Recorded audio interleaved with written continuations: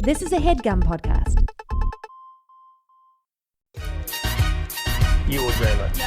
Yo, they wanna know. Hey, Rhea. hey, Rhea. Come on. hey. I want to be famous. Welcome to Who Weekly, the podcast where you'll learn everything you need to know about the celebrities you don't. I'm Bobby Finger. I'm Lindsay Weber. And this is a new episode of Who's There? That's it? That's it. That's all you're getting. We have a lot to cover this week, actually. No, both of us get too lazy to think of like a thing to lead into. We're just like, this is the second episode of the week. Like, get it. Like, deal with it. We're so exhausted, but we have a lot of comments and we have a lot of calls. So I think we should just get started and Please. get right into it. Because, Please. as you know, these episodes are all about the hooligans. They're all about you. They're all about you. So here's the first one. And they're all about us getting mad at you. Just wait, I'm about to go off. Here we go. Lil' Kim was the fourth person in Lady Marmalade, not Missy Elliott. Bye. That tone, bye. As though, like, you were so offended by the fact that you had to call. And also you're wrong. Okay, so Lil' Kim was in Lady Marmalade, and I definitely did say Lil' Kim. Missy Elliott is one of the songwriters of the remake, and she's in the video. She introduces them. So how dare you try and fact check our knowledge of the Lady Marmalade remake as if it's not the only thing I've ever known, truly. Also, the Lady Marmalade remake was like peak adolescence for the two of us. That was like the most like intensely we've ever focused on like music videos and popular And culture. you could argue that Missy Elliott is probably the only reason that even happened because she probably put everyone together, asked for all the favors, and then wrote the remake. How dare you? You could argue it, and Lindsay just did argue it, and I think pretty successfully. So, Thank you. caller, take your Lady Marmalade air quotes knowledge and send it to some other podcast because we don't need it here. Okay? How dare you question our knowledge of the How one thing dare I've you ever call it- known? How dare you? Pink.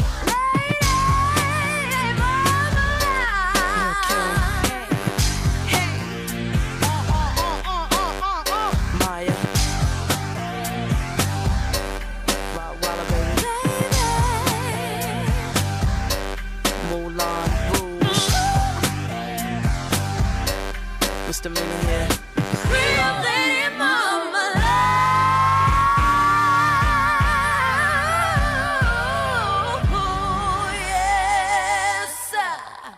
I just got done with a spin class, and the teacher fucking played This Is Me.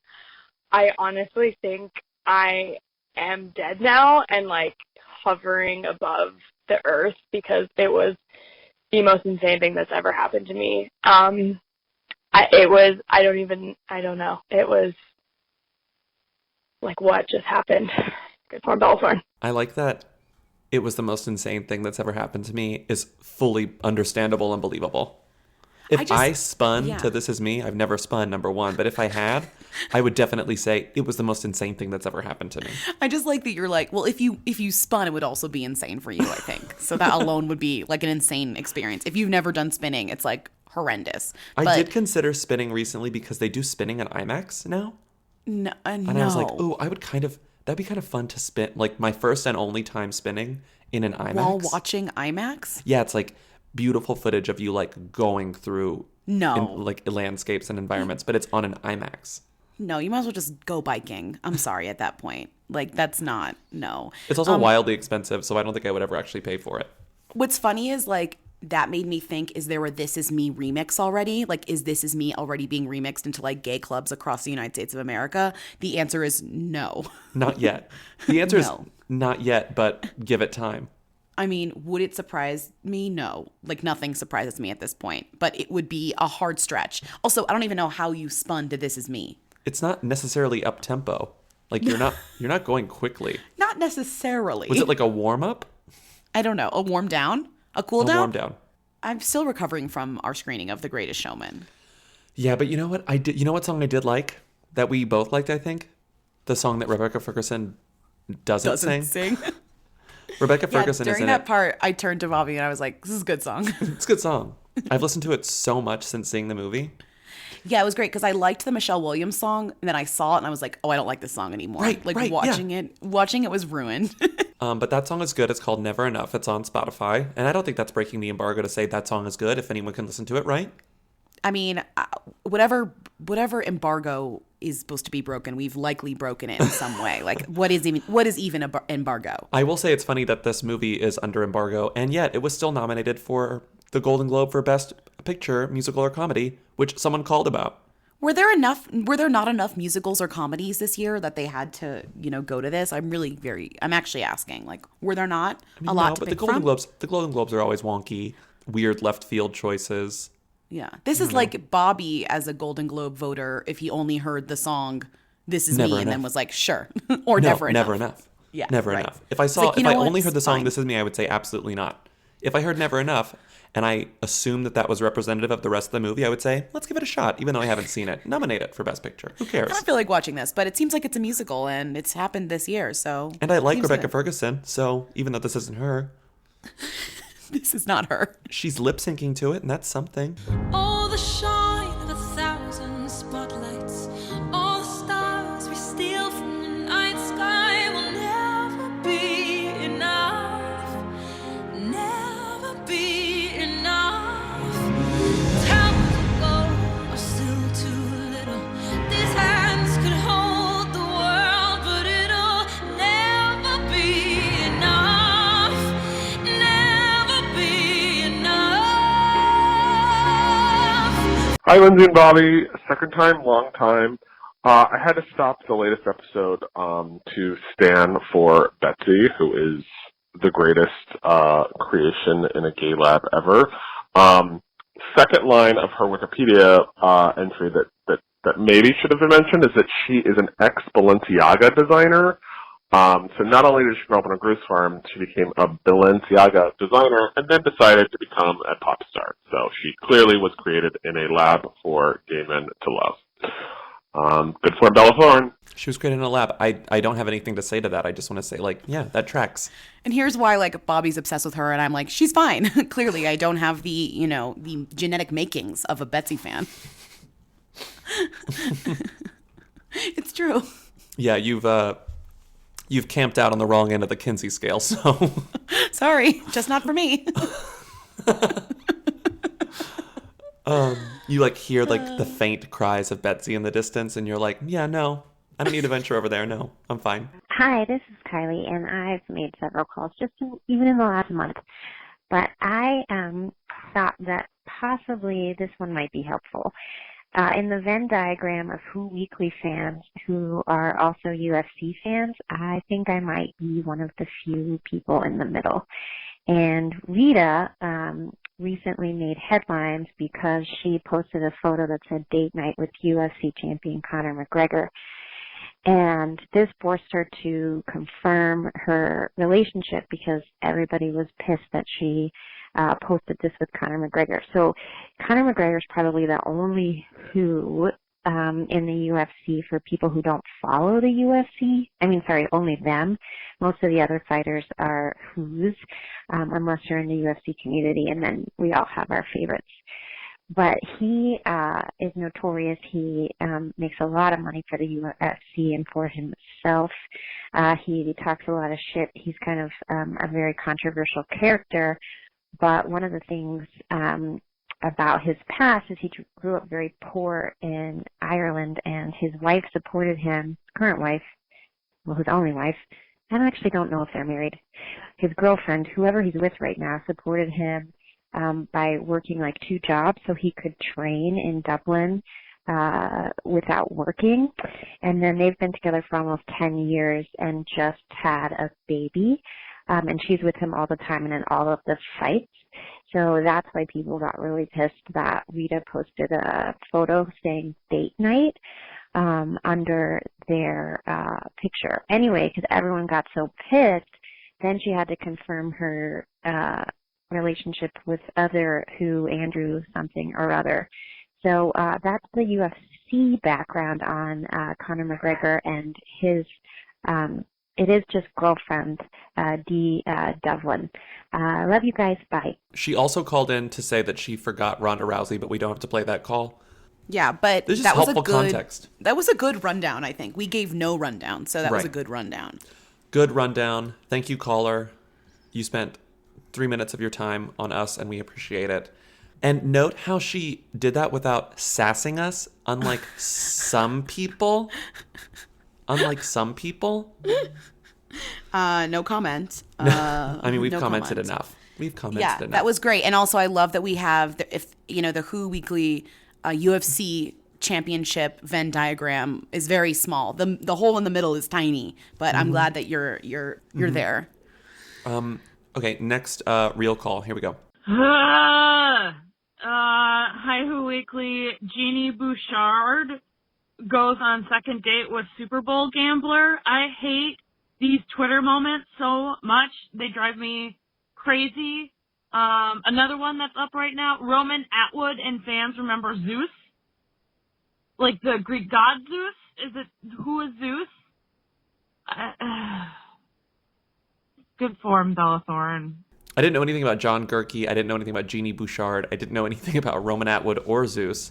But thanks to these horrendous Twitter moments, I now know a little. I mean, Twitter moments, you realize, like, a lot of them are created by people. Like, you anyone can can create make your own. Right. So a lot of these, I know there's a Twitter Moments team. I know they make the content also, but then there's also people just making them, and they can escalate them to be like featured. So if you go to like twitter.com/moments or whatever, there's lots of moments, but some of them are created by just people. So like the top of Twitter Moments right now is dinner with 3 celebrities. Who would you invite? And here are the nominees for the 2018 SAG Awards. So, it kind of ranges from like who to like, them the point and is, games and whatever. You can make these Jeannie Bouchard stans did this because they love her, just in the same way I could make a Betsy Twitter moment anytime Betsy did something notable. I dare you. Knowing straight up Betsy dare you. doesn't happen often. But point being, I didn't know who they were until these Twitter moments, and now I know who they are. So Jeannie Bouchard is like a famous tennis player, apparently, from Canada. Like, she does really, really well. Okay. She was in Wimbledon. I think she won. Her name is good. Wimbledon. Her name is great. Her name is Eugenie, but she goes by Jeannie. She's Canadian. She's young. I read her Wikipedia, and this part is so crazy. So you sort of associate stage parents and like bad parents with specifically like actors, child actors. But it happens everywhere. It happens anywhere like a parent is trying to make their kid famous, even if it's a sport. They're all scammers. I just don't pay attention to sports, so I'm never seeing these narratives. But this is crazy to me. So whenever she was like 9 years old, her dad and 2 other people, I guess they had a lot of money, they made like a fund and a partnership called Tennis Mania, where they like put the funds in there to support her tennis career. I guess to like pay for her classes and stuff and like get her into contests or whatever. Anyway, so then she became, I don't know what you call it, tournaments. Yeah. Anyway, so she becomes this super successful, rich and famous tennis player. And because of this contract that was drawn up when she was 9, I guess some of the money also went to the dad and his business partners. And then later on, shady, these courts had to be like, no, this partnership is void, apparently, if I'm reading this right, because she can't agree to that because she was only 9 when it happened. So I guess her dad's attempt at scamming didn't work out, and I love that. I love Anyway, it. then Roman Atwood, the only thing I knew about Roman Atwood is that he's the prank vlogger. Oh, I thought he was Mr. Bean. Who's Mr. Bean? Oh, I don't know. But Roman Atkinson? Oh, Rowan Atkinson. Oh my God, you confused him with... I didn't know you literally meant Mr. Bean. Mr. Bean, Rowan Atkinson. Rowan. You know what? Honestly, sure. Okay. He did the I killed my kid prank. Remember when they threw the mannequin? Yes. And the mom freaked out? Terrible. And then he divorced her because she cheated on him. But they also had a dog named Zeus, not the Greek god. Sure. And Zeus died earlier this year. Meanwhile, the fact that you had to explain that much for us to get to this shows that the headline, like, Roman Atwood and fans remember Zeus, is, like, truly deranged. Yeah, and Zeus died a while ago, so I don't know why this was a moment on December 8th. But the thing about Twitter moments is that it's not timely because it's all about tweets. So, like, something could happen and it could, like, trend late, or, like, some meme comes up again and it's, like, it's only following Twitter. It doesn't follow, like, the real world. You know what I see? The reason it was trending is because Roman showed Zeus's Christmas stocking. I hate this. And the fans got sad. I hate this. Anyway, I hate this. You know what I don't hate? This next call. Hi, Weekly. This is Kendra, and my boyfriend Michael, who I have turned into an avid listener of your podcast, despite his initial hesitation. He is now a full Who Weekly stan, a hooligan. He even said it. He said a hooligan. Amazing. Okay, so we're like low-key drunk, or maybe just I am. And we're walking home from my company Christmas holiday party, and we passed by a poster or whatever, like an ad for Cellino and Barnes. And he said, Cellino and Barnes, whose are them? First of all, New York, whose are them, he clarifies. First of all, right? Like, I have a winner. He's the best. Second of all, what do you think? Cellino and Barnes, are they whose are them? 888-888-888. Good form, Bellathorn. That's the best. I love your song. It's very, I mean, I understand that this is very regional and that only people who've heard that jingle will laugh a lot at that call, but I laughed so hard at that call. That jingle is so good. Cellino and Barnes, injury attorneys, 800-888-8888. Don't wait, call 8. That's like extremely New York centric. Like, I can't think of anything more New York centric aside from like complaining about the mayor. That would be like a thing that you would not like. There's no way anyone who's never lived in New York would get that. Yeah. Cellino and Barnes, like every city has their own like lawyer jingle. Oh, like Dr. Zizmore, but he doesn't have a jingle. No, but like every city has like a famous ambulance chaser lawyer that has like 1,000 billboards up, and their number's like 1-800 like get money or like something crazy. We had Jim Adler, the Texas Hammer. He'd go like, I'm Jim Adler, I'm the Texas Hammer. Ours is like, if y'all rented in an accident in bad winter, it's like the most, it's like the most Boston. Anyways, so Cellino and Barnes are the New York version of that, and their jingle famously, call 888-888-888, whatever it is. 800-888-888. It's not that anymore. Did you know that? Because this year they sued each other. They sued each other. So, but they still work together. Shout out to the Cut, which I don't know why they wrote this because it's like really funny that it's on the Cut, but they wrote a piece called "The Dramatic Feud Between Two New York Lawyers Explained." Like, so please go read that because it's got everything you need. My favorite part about the Cellino and Barnes piece is that Cellino sued Barnes and was like mad, and then Barnes wanted a restraining order, and one of the best things is that Barnes in the like paperwork or whatever it said another statement that Ross made to the attorneys and employees during his pitch was that the Cellino name was better than the Barnes name. and he said he compared it to Harley Davidson, telling people no one ever calls their motorcycle a Davidson. But then they like go through all this drama, and then it turns out at the end, Barnes, after they got rid of their first number, the 888-888, Barnes spent almost $1 million on a new number, 1-800-800-0000. Oh my so it's God. like, what? How are we going to do this? And now I guess they're friends again, or they're going to keep, I think they realized they could make a lot of money, and why would they break up? Like, they make a lot of money. Whatever. Yeah, they make a ton of money. Lindsay, what is your jingle? Your like iconic Boston jingle that isn't a lawyer? Let me play it for you. What is it for? It was a company called Bernie and Phil's, which is a furniture company. Okay. Enjoy our furniture for years and take your sweet time. Before 2008, we won't ask for a dime. Bernie and Phil, quality, comfort, and price. That's nice. That was ours. And that was the best jingle, but there was also, if you're from the Boston area, you know about Jordan's Furniture. Have you heard of Jordan's Furniture? No. And the funniest thing they would do was they would give you deals based on when the Patriots won. And so it was like fucking the most Boston thing ever. It would be like, if the Patriots like win the playoffs, like 40% off. And it was just like, this is actually like, this is insane. This is very Boston. What was yours? What's your jingle? Well, the jingle that I really wanted was for an upholstery company, but I couldn't find good audio of it. And it was like, it's called Arrow Upholstery, and all their commercials would end, just call Arrow Upholstery. I couldn't find that. Well, I found one, but it was bad audio. But Shout out to San Antonio listeners. But my favorite is this car dealership. It's one of those, I feel like every major metropolitan area has the, family car dealership that owns 90% of all the car dealerships in your town. And ours was this guy named his last name is Ansira. Anyway, it ends with, think MC Ra. So if you're looking for an unbeatable price on a new or pre-owned vehicle, number one in San Antonio. Snappy. Extremely 80s. There's also a really good, this isn't necessarily a jingle, but a really funny, do you know Pace Picante Sauce? Yeah, duh. Do you know their original commercials? No. So for the longest time, Pace Picante Sauce was made in San Antonio, and that was like its claim to fame and the reason that it could like say that it was authentic, because it was made in San Antonio, Texas. And so all the commercials would be like cowboys eating bottled salsa, and then they would look at the back and it says like bottled in New York City, and then all the cowboys would go, New York City.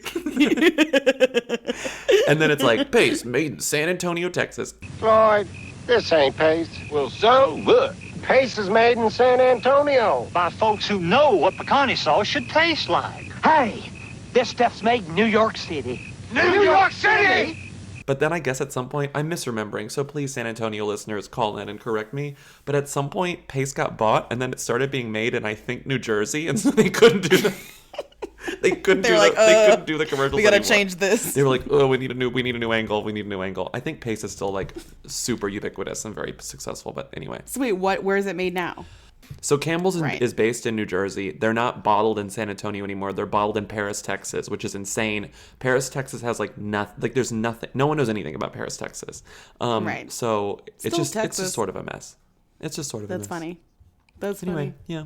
So Cellino and Barnes, who's of the New York world, like nothing, no anywhere else. They're not even in a category anywhere else. It's so regional.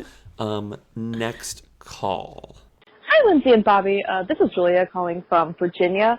I wanted to know if you guys thought Bitcoin was the who of the currency world, because I don't understand it, and I don't know anyone that really does understand it.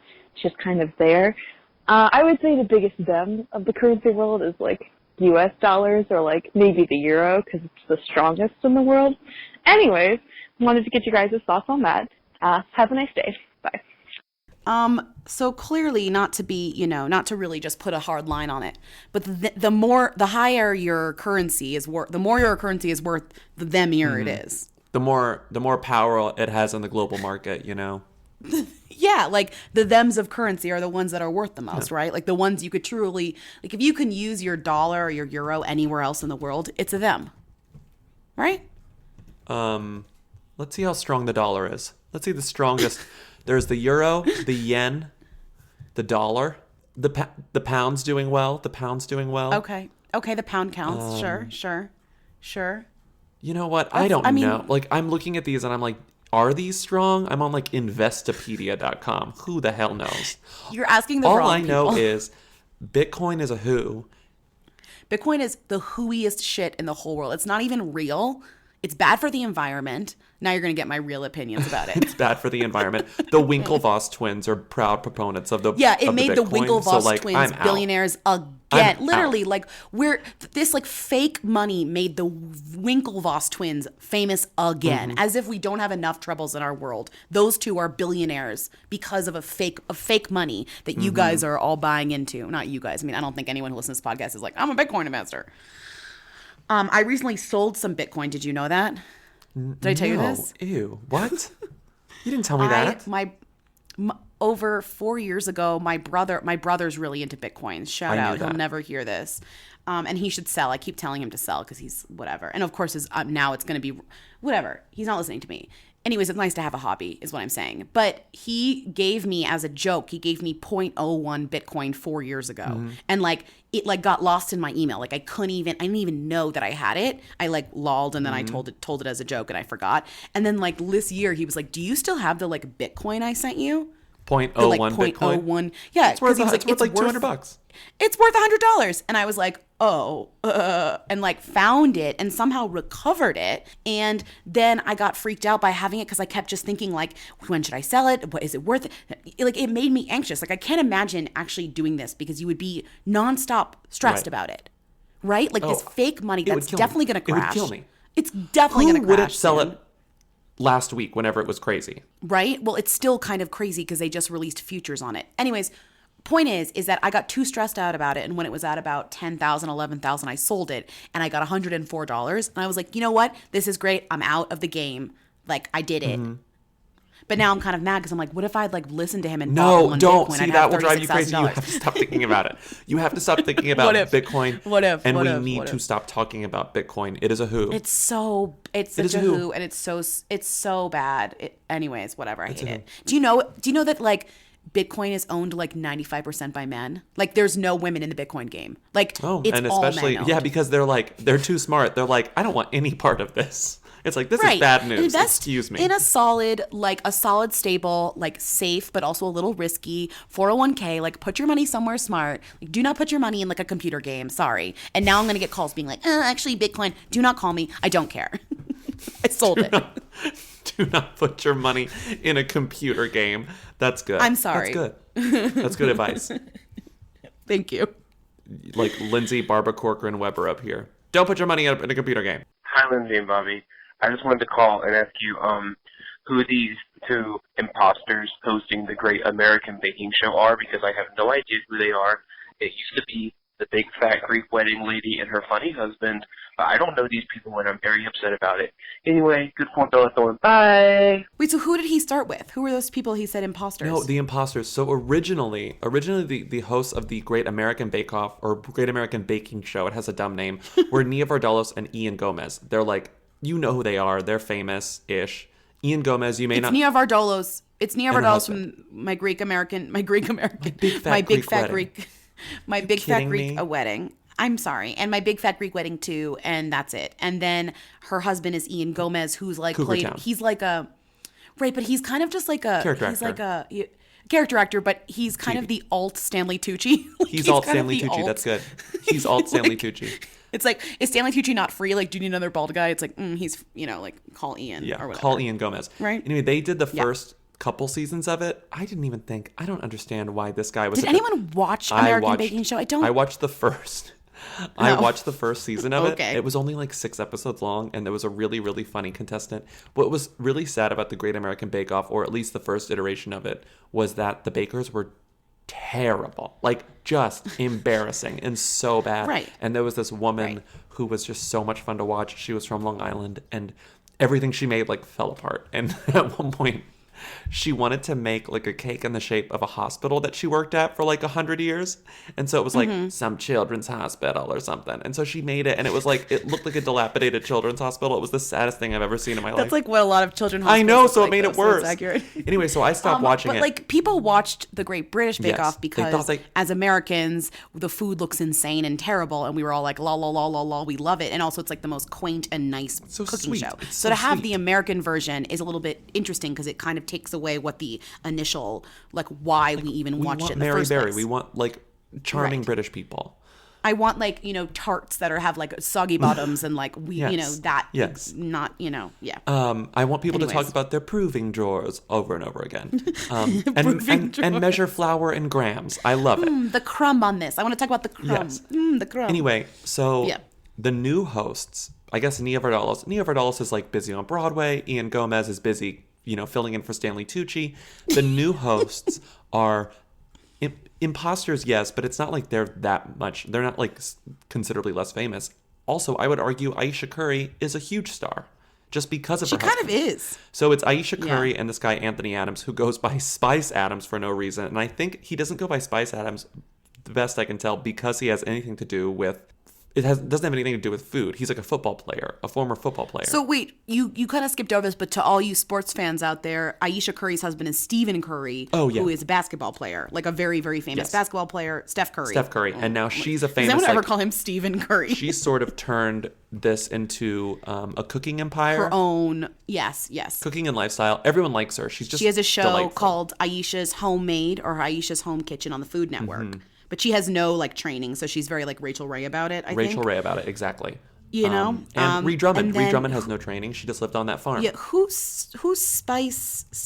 His name is Anthony Adams. He played for the 49ers and the Bears. So he's not even a cook guy. He's just like he's a just fun, like a charming he's guy, personality. and he's one of those people who, after he was done with football, he turned into like a commentator, and I guess he's like a famous commentator because he's like good at it. I don't know. He's also on Ballers. Oh, he's on Ballers. Who knew? Is Not on Ballers. me. I've on never Ballers. seen an episode of Ballers. Anyway. I mean, I'm just telling you, like, I just read that. Don't watch Ballers. Please don't put me in that category. So this person is calling them imposters, but based on what I can tell, they're like really well liked. By and large, they seem to work fine. My favorite thing is you're like, did they actually ask where Nia Vardalos was, or was it just that's where we took? That's where we took it. And Nia Vardalos is number 1 on Broadway. Number 2, Lindsay. What is she about to star in? I'm obsessed with this. So if you look up Nia Vardalos' IMDb, it's like kind of a mess because you're kind of like, ooh, like what are you doing? It's like Larry Crown and like then a bunch of other stuff, whatever. But she's doing a play on Broadway, so it's fine. She's doing an adaptation of a Cheryl Strayed book. Yeah. Anyways, it's getting good reviews. Anyways, the next movie that she's doing is called 33 Liberty Lane. And it is a story of 4 women who join forces to start a phone sex company. Love this premise. It has been done in a very good movie starring... remember that movie? For a Good Time Call, Ari Grainer. Great movie. Ari Grainer and the other one. I love Ari Grainer. This one is going to be better because it stars, ready for it, Melora Hardin. That's right. Emily Watson. You got it. Sandra Oh. Are you kidding? And then Nia Vardalos. That is an amazing 4-person cast. It really cast. is. Like, if you think about it, like, I don't even think I could cast that myself. It's too good. It's too good. It's great, actually, is what it is. Like, it's the perfect age range. Like, they're all a similar age that's, like, not a very paid attention to age of women in Hollywood. And it's just, like, it's great. And Melora Hardin is leading the pack, and the rest of them are just going to follow along in her lead. I hope she sings. I hope she sings. I hope she dances. It'll be great. Yeah, that's it. I think that's it. That's it. Next up. And speaking of women of that age. Speaking of women of that age, this call is so rude, and I almost don't want to play it, but I think it's good. I think it's good. Hi, Lindsay, Bobby. This is Jillian from New York. I just want to say that yesterday I went to shop at H&M, and Caroline Rhea was there, and she was shopping next to me, and she had I want to say 20 to 25 different items. Nobody noticed her. I kind of followed her around the store because I was like, Aunt Hilda or Helda, whatever one from Sabrina the Teenage Witch was there. So my question is, what has Caroline Rhea been up to, and is it sad for a C-list celebrity to be shopping at H&M with the rest of us? Okay, thanks. We'll get to the what has she been up to later, but first, rude caller. I can't deal with what. Yeah, listen this up, rude is insane. caller. Like, you can't follow her around H&M and then say she's maybe Hilda on Sabrina. Like, you clearly know who she is, and you can't just do that because you're the one following her around H&M, counting the items in her hands. To be fair, I would have done the same thing, and I would have said, yo, I just saw Caroline Rhea at H&M holding 20 to 25 items. Yes, I would have done that. But would I have called into the show? Maybe not. Secondly, this actually comes on the heels of similar news by one of our biggest A-listers, Beyonce, who was seen in a Target. And guess what? No one questioned her and said, oh, what's she doing where everyone else shops? Well, the Daily Mail did. The Daily Mail said she was shopping in a discount store. But everyone was like, Target is not a discount store. I mean, it's the same. It's one of those places that, just people shop. Normal people shop, Yeah, it's not, you can't be mad. And it's if Beyonce can shop at Target, Caroline Rhea can certainly shop at H&M. Absolutely. Yeah. Lindsay, what is Caroline Rhea up to right now? I don't know.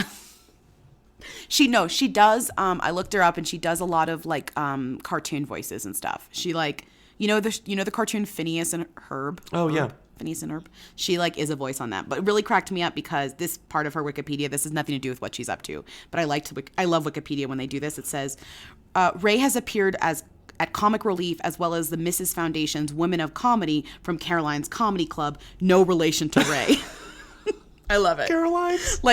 I love it. No relation. Caroline's Comedy Club. No relation to this Rhea. photo you found of her and Zac Efron is great. Her Instagram is really good. It's Caroline Rhea for real, which is amazing. If any celebrity puts for real or the real or defining the authenticity of their account, that's 100% a winner. Mm-hmm. This is a great picture of Caroline Rhea and Zac Efron and her little daughter who's 9, halfway out of the frame. And it says, I accosted #Zac Efron on behalf of my daughter, who I basically shoved out of the way because I was overcome by his cuteness and charm. Sorry, Avi. Handsome hunk. He was so sweet because my phone was dead, so he used his phone and sent it to me. And then Ava said, I'm going to text him and say hi. No! That's the best. It's really good. That is so literally she conned Zac Efron into giving her his number and a selfie. Caroline Rhea knows what she's doing, and she also knows how to find a good deal.